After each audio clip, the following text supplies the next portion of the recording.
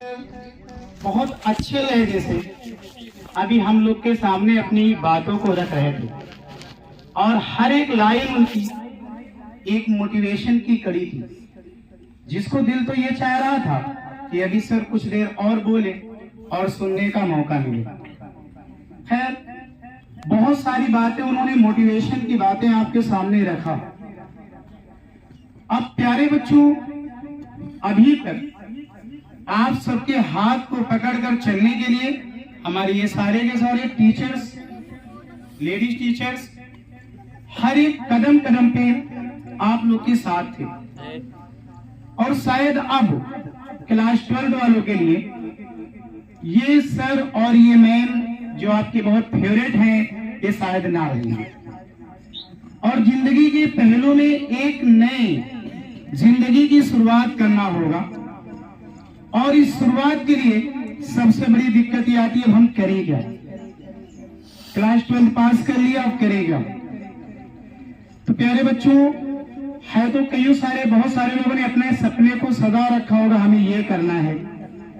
कुछ लोगों ने नीट के बारे में सोचा होगा, कुछ लोगों ने जेई के बारे में सोचा होगा, है ना? नीट और जेई, सबसे पहले मैं आपको ये बता दूं, ये नीट जो होता है ये डॉक्टरी और इंजीनियरिंग की पहली प्रवेश परीक्षा है, जिसको देने के बाद बच्चे मेडिकल कॉलेज में या इंजीनियरिंग कॉलेज में दाखिला लेते हैं। पिछले साल का अगर मैं रिकॉर्ड आपको बताऊं, 25 लाख बच्चों ने नीट में national eligibility entrance test exam जो होता है इसमें पार्टिसिपेट किया।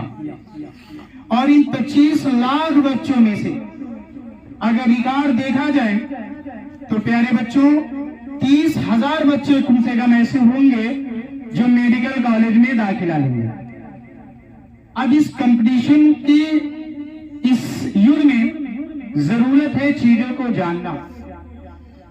और अगर आप देखें तो आज के दिन में बहुत सारे लोग इसके बारे में जागरूक भी कर रहे हैं, कोचिंग भी चला रहे हैं।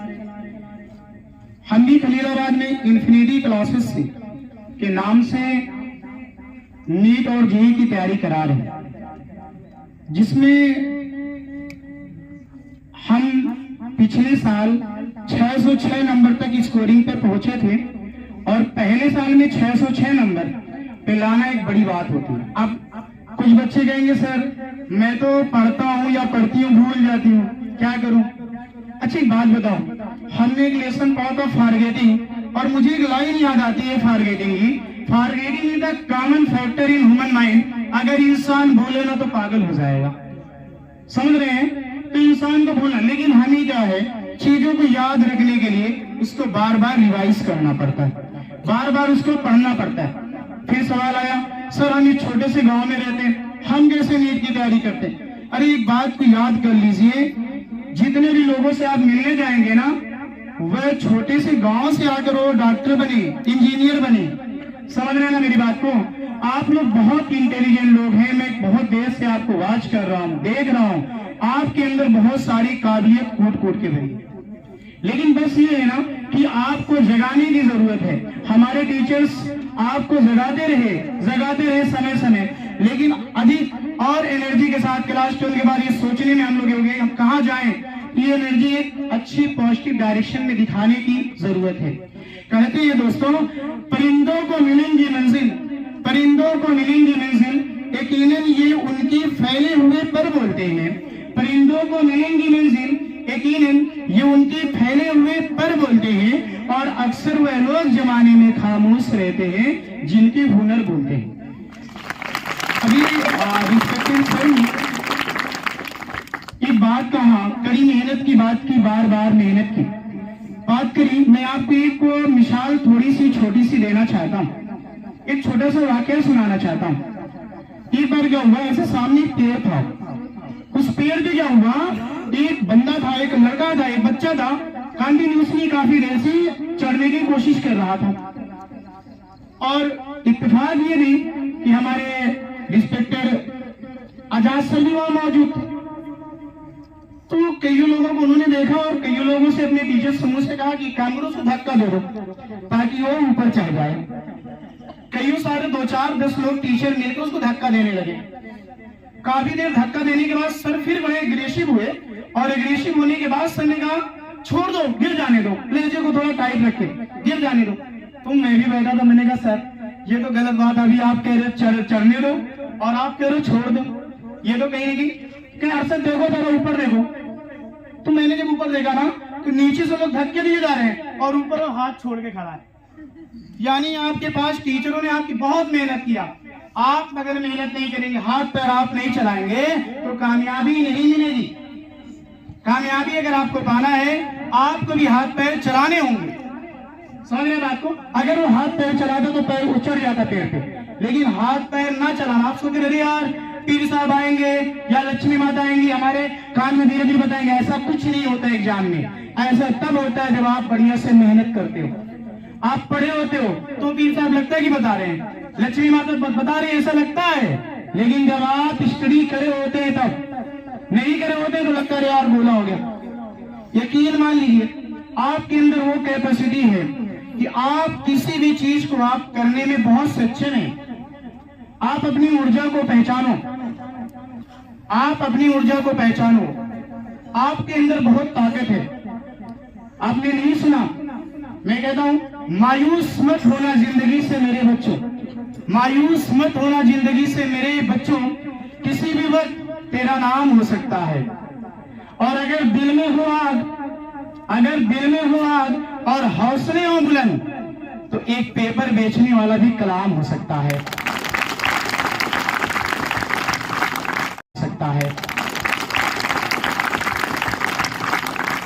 बहुत सारे ऐसे मिसाल हैं, अगर मैं पेश करना चाहूं तो शायद ये दिन बीतते जाएंगे लेकिन उनके इतिहास नहीं खत्म कर मिलेगा, जिन्होंने एक छोटी सी फैमिली से रहकर इतिहास को बदला।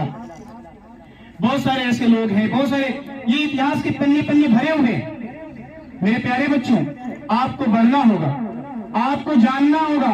क्लास 12 ही आपकी जिंदगी नहीं है, क्लास 12 से आगे बढ़ना पड़ेगा।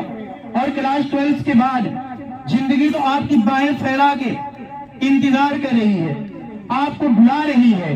लेकिन अब क्या होता है, हम सोच लेते हैं अरे यार हम कैसे करेंगे, फीस बहुत ज्यादा होगी। अरे यार फीस बहुत ज्यादा होगी, आप यूं जान लीजिएगा। एक मिसाल में देता हूं, एक मिसाल में देता हूं। क्लास 12 की स्टूडेंट्स ध्यान दें और सारे स्टूडेंट्स, एक मिसाल ये है कि मैं एक बहुत बड़े स्कूल का हालांकि नाम ही ले लेता हूँ, खलीलाबाद में, जिसको सेंट थॉमस कहते हो आप, ब्लूमिंग बर्ड्स कहते हो। अगर फिर उनकी फीस स्ट्रक्चर की बात करी जाए तो बेटा ये आप जान लीजिए एक स्टूडेंट की क्लास 12 की फीस, मैं उनमें भी पढ़ाया हूँ, मैं 10 साल तक ब्लूमिंग बर्ड्स में पढ़ाया हूँ। सुनिए उनकी फीस का अगर मैं स्ट्रक्चर क्लास 12 की बताऊं, अभी आप कंपेरिजन अपनी फीस से करेंगे तो कहेंगे कुछ नहीं है आपकी फीस यहाँ बैठ के। उनकी फीस, एक बच्चों की फीस 3500 रुपया महीना है, 3500 से 4000 रुपया महीने की बात कर रहा हूँ, महीने की बात कर रहा हूँ। वहीं आप चले जाइए, वही हीरालाल चंद्रया सर पढ़ा रहे हैं आपको, 35 रुपया महीना, 150 रुपया महीना, किस तरह से करके मैनेज कर रहे हैं। मतलब अगर आप बात करें उनकी फीस की कंपैरिजन करें यहाँ पे बैठ के ना, आप एक हिस्सा भी फीस नहीं ले रहे किसी भी मामले में।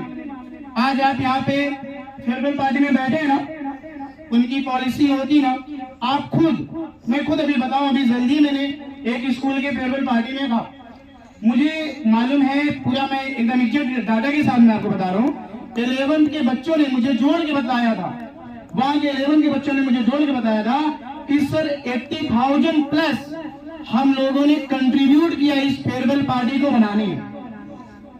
तो एक कम फीस में अगर रखकर हमारे सर एक सपना देख रहे हैं और एक बढ़िया प्रोग्राम को ऑर्गेनाइज कर रहे हैं, समझ रहे हैं, और आपकी जिंदगी के लिए इतना सोच रहे हैं, तो मुझे इतना है कि आपको भी आगे बढ़ना चाहिए, आपको भी बढ़ना चाहिए, देखना चाहिए। जिंदगी में देखिए बहुत सारी ऐसी चीजें हैं जो आप कर सकते हो। बहुत सारे ऐसे बच्चे हैं जो कहते हैं सर हम हिंदी मीडियम से नहीं करेंगे। यार देखो जो अब एग्जाम हो रहे हैं, पैटर्न हो रहे हैं, समझिए आप वक्त की नजाकत को, दोनों क्या होता है, दोनों साइड में, हिंदी में भी होता है, इंग्लिश में भी होता है, आप कर सकते हो। यकीन मान लो आप जिस दिन ये अपने आप के अंदर ये वादा करेंगे कि I am the winner, I am the best, I am the winner, I am the best. एक कहानी, एक छोटी सी मैं कहानी आपको सुनाकर अपनी बातों को मैं खत्म करूंगा। एक बार क्या हुआ ना, एक फाइटर था। वो क्या करता था, हर बार वो जीत जाता था। तो एक बार उसे प्रेस वालों ने सवाल किया कि सर क्या रीजन है, what is reason behind this, कि इसके पीछे क्या रीजन है कि हमेशा हमेशा आप जीत जाते हो, आज तक कभी आपने हारा ही नहीं। तो क्या बोलता है, उसका जवाब था, मैं हर वक्त ये बोलता हूँ, I am the winner, I am the best, I am the winner, I am the best. मैं ही होता, मैं ही सबसे अच्छा हूँ, मैं हमेशा बोलता रहता हूँ। अब एक आदमी वहां बगल में बैठा था, वो भी फाइटिंग में आता था और हार जाता था। उसने इस बात को कॉपी किया कि यार ये तो बड़ा आसान तरीका है, और रातों दिन यही बोलता रहा, I am the winner, I am the best, I am the winner, I am the best. लेकिन नतीजा क्या हुआ, फिर से जब 2 महीने के बाद कंपटीशन हुआ तो जो हमेशा जीतता रहा वो फिर से जीत गया, और जो उसकी कॉपी करके वो बोल रहा था I am the winner, I am the best, फिर क्या हुआ, पहले ही फाइट में हार गया। तो लोगों ने फिर से जब सवाल किया प्रेस वालों ने कि क्या रीजन है, क्या खाते हो, क्या एनर्जी का राज है जिससे आप क्या करते हो, जीत जाते हो हमेशा।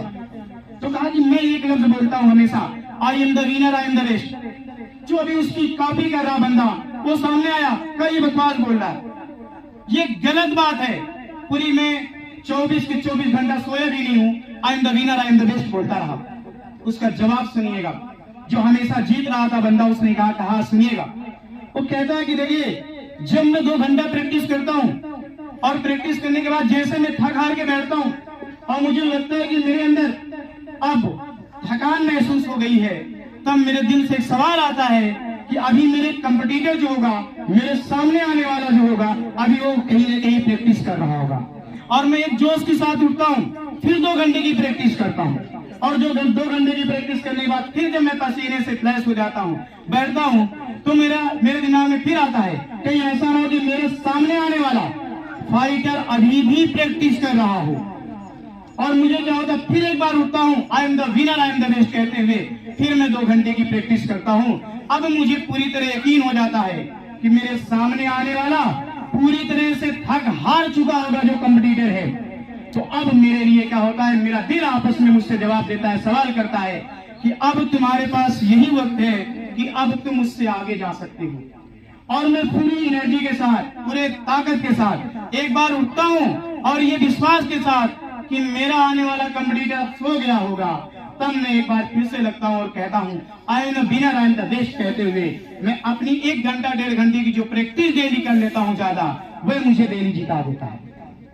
समझ रहे हैं आप बात को? इसीलिए मेहनत सर ने भी बहुत बार बात कही है, बिना मेहनत से कुछ नहीं होगा। आप अगर मेहनत करना चालू कर देंगे तो बेटा आने वाले समय में हम लोग एक दिन और ऐसे कलेक्ट होंगे जब sir, manager sir, respected sir आपको मालाओं से स्वागत कर रहे होंगे, एक इंटर में एक अच्छा नंबर होगा, उसके साथ की जिंदगी के लिए दुआएं दे रहे होंगे। इसके लिए बेटा आने वाले समय में जब आप मेहनत करके रखेंगे तो ये चीजें होगा। समझ रहे हैं बात को? समझ रहे हैं मेरी बात को कि नहीं समझ रहे हैं? यही समझ रहे हैं? यस या नो? बहुत एनर्जी आपके अंदर है, अपनी एनर्जी को लगाओ, अपनी एनर्जी को लगाओ, ठीक है? बहुत सारी बातें मुझे